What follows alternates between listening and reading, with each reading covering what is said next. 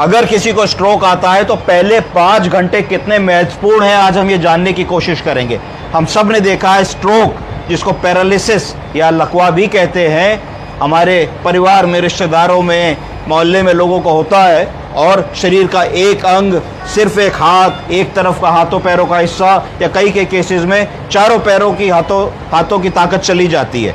तो ये एक गंभीर बीमारी है स्ट्रोक। डिसेबिलिटी, आदमी चल फिर नहीं पाता, अपना काम नहीं कर पाता, बेड रिडन हो जाता है। क्या हम कुछ ऐसा जान सकते हैं, समझ सकते हैं, कर सकते हैं जिससे स्ट्रोक अगर आ भी जाए तो पहले 5 घंटों में क्या ऐसा करें कि स्ट्रोक एकदम ठीक हो जाए?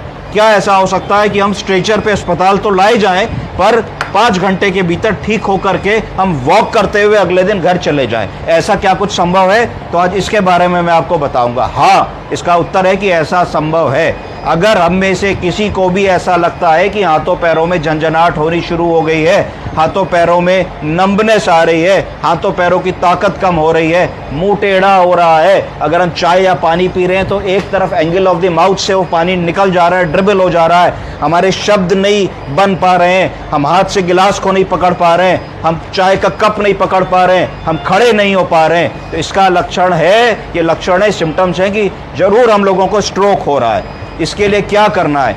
बिना 1 मिनट का समय गवाए हम लोगों को किसी भी बड़े अस्पताल की तरफ रवाना होना है जहां पे स्ट्रोक का इलाज होता है। स्ट्रोक के इलाज में क्या क्या ज़रूरी है? जैसे ही आप वहां जाएंगे तो देखा जाएगा कि आपका सीटी स्कैन में ब्रेन के अंदर ब्लीडिंग है या क्लॉट है। अगर क्लॉट है तो उसको कहा जाएगा कि इस्केमिक स्ट्रोक है।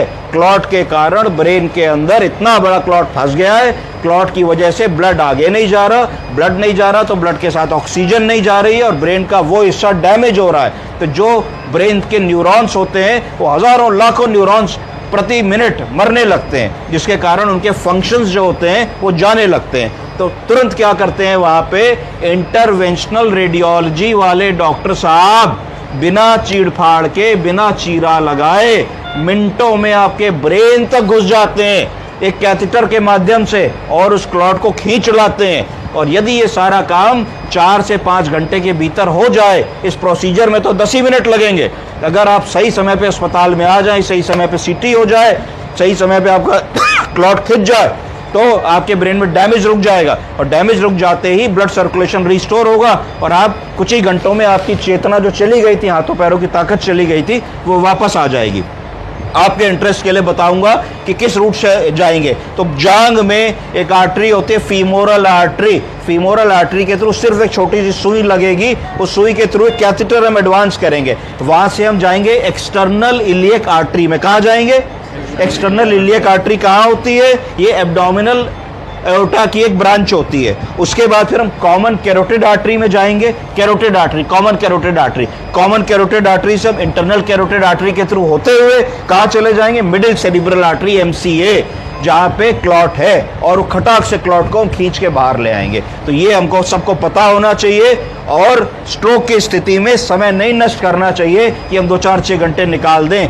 पहले 4-5-6 घंटे गोल्डन आवर्स होते हैं। इस समय पे अगर ये इलाज हमें मिल गया तो सारे जीवन की डिसेबिलिटी बचती है, वरना स्ट्रोक के बाद लोगों को 10 साल व्हीलचेयर पे रहना पड़ता है, वॉकर से चलना पड़ता है, कुछ लोग बेड रिडन हो जाते हैं, लेटे लेटे कॉम्प्लिकेशंस होते हैं, बेड सोर्स हो जाते हैं, पेशाब की नली पड़ती है, मोबिलिटी खत्म हो जाती है, उसके कारण एंग्जाइटी होने लगती है, डिप्रेशन होने लगता है, लाइवलीहुड छिन जाती है, नौकरी चली जाती है। तो ये सब ना हो, इसके लिए timely intervention for stroke is very important. समझ गए आप लोग?